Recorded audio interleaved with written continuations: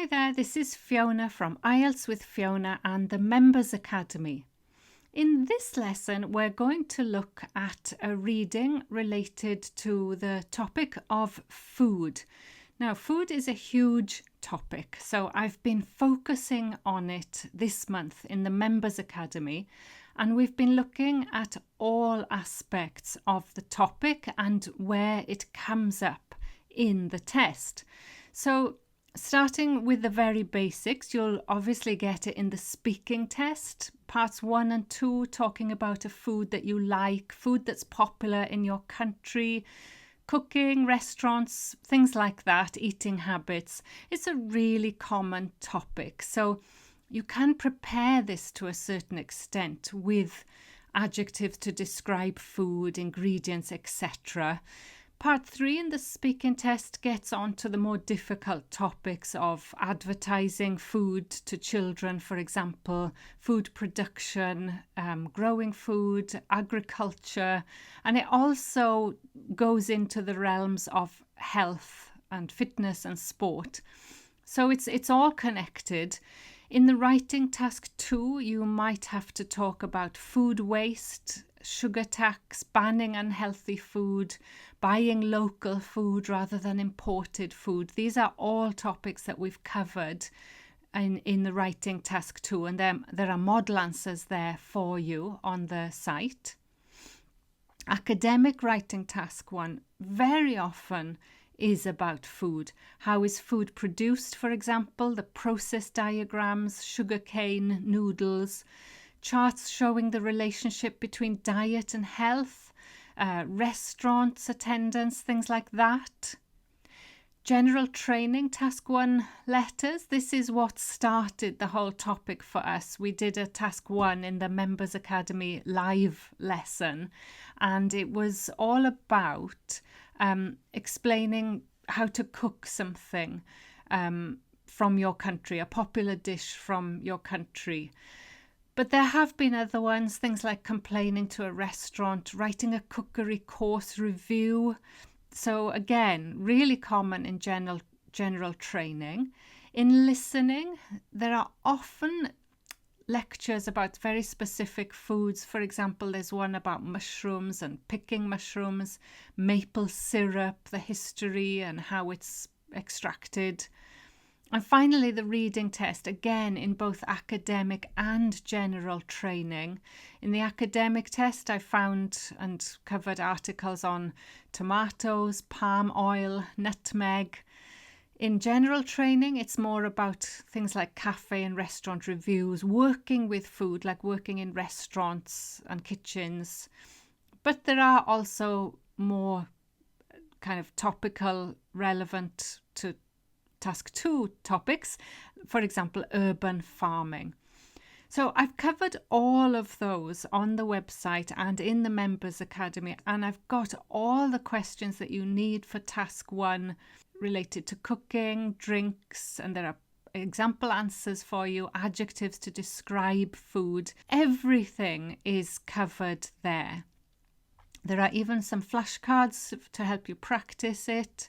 But today I'm going to focus on a lovely reading, and it's General Training Part 3, which is also good for academic because it's like an academic Part 1 reading. It's a factual text. It's about forced rhubarb. That's the title. So rhubarb is, as you probably know, it's actually a vegetable, but people call it a fruit. And they give you the explanation of what forced rhubarb is in the subtitle. It says, rhubarb has large fan-shaped leaves and long green edible stalks, which are commonly cooked with sugar to make pies and other desserts. So that's what rhubarb is. I'd love to know what it's called in your country. I haven't checked that. Please do let me know and what you do with it, and do you like it? It continues to say one type of rhubarb is grown in the dark to produce longer, rosier stalks, and this is called forced rhubarb. So they explain the title to you. You probably know the word forced really means to push something, maybe unnaturally. So rhubarb would grow naturally outside, but this kind of rhubarb is different. It's forced to grow under very specific conditions in the dark, and it produces a much better taste. It's sweeter and a nicer colour. Now, I found this actual article in the Guardian newspaper, their website. If you put rhubarb triangle, you'll see there's a lovely article there about how rhubarb is grown. And there are images there of people picking the rhubarb in the dark by candlelight, because that's really important. And they talk about that in the article. It's very specific to a region of the UK, the north of England, called Yorkshire. And there's a rhubarb triangle. There are 3 cities in Yorkshire, and within those 3 cities, a lot of the best rhubarb is grown. And the article refers to that. So before we delve in, let's just have a look at the type of questions we've got. We've got list of headings, that comes first, and there are 6 paragraphs, A, B, C, D, E, F, and there are 7 headings, so only 1 is not used there. After that, we've got some multiple choice, 3 multiple choice questions, and finally a gap fill. So let's just quickly skim through the text just to get an idea. Let's look at the capital letters. So paragraph A, the north of England, there's a Yorkshire farmer called David Westwood. And it says something about him. He's been growing rhubarb for 62 years. He started when he was 11. His son Jonathan works on the farm, the sixth generation of Westwoods to grow the pink stems. So that's the background of this farmer. Always they have a personal story to kind of get you interested in the topic. Then paragraph B talks about the rhubarb triangle. So you've got the capital letters, Bradford, Leeds and Wakefield are the 3 cities. And the farmer, Westwood, says it doesn't grow anywhere else the same as this place. And he gives a few reasons. He has some theories. One is the soil is good. And because this forced rhubarb has to be basically inside sheds, the place was perfect in Leeds because there were many local coal mines which could provide cheap energy to heat the sheds. And it gives a few other reasons. For example, the pollution in the air at the time would have been ideal, perfect for rhubarb, because rhubarb loves soot, apparently, the kind of black smoke that comes from burning carbon. He doesn't explain why. In paragraph C, it talks a little bit about the difference between normal rhubarb that you grow outside and then forced rhubarb. And lots of people don't like rhubarb because they ate it at school. It was the horrible outside type, which was green and bitter. But it explains that this is, well, sweeter, nicer, texture is more delicate, and also that it brings colour. It's a lovely pink colour. And that's why chefs and food writers love it. And it's had a kind of, they call it a renaissance. It's come back to popularity. 20 years ago, it was out of fashion, and the growers, there were only 12 left from a peak of 200. So it has had troubled times. Another thing that doesn't help, this is paragraph D, is that forced rhubarb is imported now from the Netherlands, and it arrives 2 weeks earlier. But That's because they use special acid to replace the hormones. And of course that affects the flavour. So this farmer, again, Westwood, is arguing the flavour's nowhere near as good as it is compared with this Yorkshire triangle. And there's a reason for that, he says. You know, the process is really complex. He talks about the process in paragraph D, about blocking out the light, turning the heat on, and then the picking or the pulling, as it's known, can begin. Then paragraph E talks in more detail about these sheds where there's no light, and the writer of the article is watching the local men, they're called pullers, picking and choosing the best rhubarb. They've been working there for 40 years, and the system or the method hasn't changed. And he says it's an extraordinary sight in this age of mechanized, computerized agriculture, because it's all done by hand. It's a labor-intensive process, and that's why it costs so much. I think this is a really good lesson to us all, that good things often cost a lot. There's a reason for that, because of the work that's gone into making them good. That's what I always say about my IELTS courses. So paragraph F just talks about how did they discover this method. And basically he says probably a gardener threw an old rhubarb crown into the horse manure, and the horse manure was hot, so the plant came out 2 weeks later, and they tried eating it, and that was a lucky accident. So again, themes here of manure, fertilization of the fields, the crops, the soil, healthy food, all of this is in this text. So now that we've done that, let's go back and look at the headings. So the first one, the extra time is worth it. So do you remember we talked about how much work and effort goes into this process, but it produces a much better flavour. So if we jump back to that paragraph, it was paragraph D, there are certainly simpler ways to grow food. It talks about how much time it takes to produce this forced rhubarb with the best taste.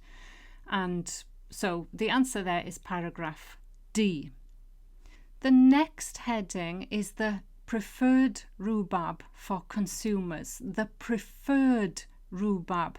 So do you remember in paragraph C, it talked about why people prefer this forced rhubarb, why the chefs and the food writers prefer it. It says it can convert rhubarb haters, so that's all in paragraph C. Now the next paragraph, Yorkshire's declining air quality. You might remember something about pollution and how good the pollution was for rhubarb in that area. But it's a trick, isn't it? It's only mentioned once. The high levels of pollution were good for the rhubarb in paragraph B, but it does not talk about Yorkshire's declining air quality. It's not a process that's happening at the moment. Paragraph 4, heading 4, observing the selection process. Well, do you remember that was when the writer went into the shed and he says, in the sheds it is pitch black, I slip and slide on the paths, and the team of pullers arrive, and he talks there about the men plucking the stems, expertly choosing only the ones that have reached the length of an arm. And it talks a little bit about how traditional this is. So the whole paragraph is about him observing the selection process. So heading 4 is paragraph E. Heading 5, suggesting a possible beginning. That was right at the end. You can see the question in the topic sentence. How was this process in use since Victorian times discovered? How was this process discovered? And that's paragraph F. Heading 6, a long-standing family business, goes right back to the start where we introduced the family, David Westwood and his son Jonathan, and the 6 generations of Westwoods. Finally, heading 7, the best region. So region, you're looking for place names, and it's in paragraph B, the cities of Bradford, Leeds and Wakefield. The Rhubarb triangle, that's all there. So that was pretty straightforward. Let's move on and look at the multiple choice questions. Now, they tell you, the first one is in paragraph C, what aspect of forced rhubarb does the writer praise in paragraph C? So this is where they said why it was better than the natural rhubarb, which is grown in gardens. And you can quickly skim that and find, you know, the taste is better and it looks better. So when you look at the choices, A, its suitability for pies. No, it mentions school pies, but that's not the answer. The smoothness of its stems. I think it mentions the stems somewhere. It does talk about the old green ones, the stems, but it doesn't say, it doesn't praise that. So C, its superiority over other types of rhubarb is the answer, and it's everywhere here in the paragraph. It's the cream of the crop, the upper class of the rhubarb family, and that's the answer. It's C. D is another trick. The number of places it can be successfully grown, that's not mentioned in paragraph C. Now 35 I think is a little repetitive as a question, to be honest. It says, why does the writer think forced rhubarb has become more popular among cooking experts? So remember, it talked about chefs and food writers have fallen in love with forced rhubarb. Again, it's in paragraph C. And I think you can guess this now. Let's look at the options. A, it is cheap and easy to grow. No, not at all. In fact, the opposite is not cheap and easy to grow. B, it is attractive and pleasant to eat. Well, that's it, isn't it? It looks good. It's pink. It talks about that. And it tastes nice. There's a welcome splash of colour in the drab winter months. Local farmers are producing more. No. Imported varieties are in limited supply. No. So the answer 35 is simply that. B, it's attractive and pleasant to eat. And 36 now, I think you can guess. In the final paragraph, the writer suggests that forced rhubarb was first produced, A, by accident, and that is certainly the answer. Somebody threw some rhubarb into the horse stable and it grew, so it was by accident. It was not, look at the tricks, it was not animal feed, it was not trial and error, and they were not growing something else. That's okay, that's easy. So the last question type is about growing forced rhubarb. And this, let's go back to that section on how it is grown in paragraphs C, at the end of paragraph C, no, sorry, in paragraph D, the end of paragraph D, where you've got the word November. So there's a capital letter there. It's easy to find. And it says, during November, rhubarb crowns are removed from the soil.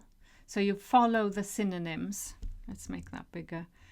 November, the crowns are dug up, removed from the soil, and replanted in dark sheds, transferred to a shed that have plenty of heating. And it says the light is blocked out completely and the heating is turned on. So those are the synonyms. These conditions encourage such fast growth that the buds make a something sound as the pink stalks appear. So we're looking for a sound that they make. And it simply says, the dark shoots appear so quickly, such fast growth, that the buds, so if you don't know what the buds means, just follow the pattern of the sentence. The buds can be heard, so that's passive, gently popping. And you're only allowed one word, so the answer is popping. The growing period lasts around 3 weeks. And that's also in paragraph D, 3 weeks. After that, the rhubarb can be picked by a group of people known as. Now, I talk about this a lot. Whenever you've got known as, you are often looking for a word in italics. And there are 2 in this text in italics. Sorry, not italics, in inverted commas. You've got pullers and pulling. So we know this is called pulling, picking or pulling, and the team are called pullers. So group of people are known as pullers. 38. 39, they use a something to inspect the stems. So what do they use in the dark to look at the stems? Let's have a look. It says each of the men, each carries a sturdy candle. Now, you're only allowed one word, so the answer is candle. And finally, they use the candle to make sure that they are as long as a human something. So what is the length of these stems? Let's see, it said, expertly choosing only the ones that have reached the length of an arm. An arm. So a human arm is the word for Gapfill 40. And that is it. So remember, this is all part of a huge topic related to food, where you've got everything you can see on this document related to food, even things like the grammar, made of, made from, made with. That's really important, comes up a lot in the listening course, so I've got a lesson about that as well. So go and check out that lesson. It's on my website and it's in the Members Academy. Let me know if you have any questions. Thanks for listening today, and we'll chat again soon, I hope. Bye bye.